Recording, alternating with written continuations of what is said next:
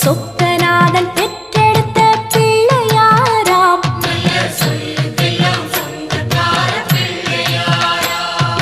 கைலாய மலைய விட்டு தெற்கே வந்தாராம். இந்த பிள்ளையாரு பட்டி கண்டு இருந்து விட்டாராம்.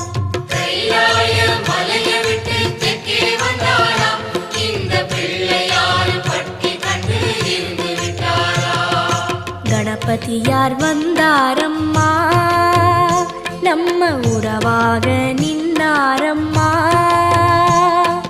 கணபதியார் வந்தாரம்மா, நம்ம உறவாக நின்னாரம்மா.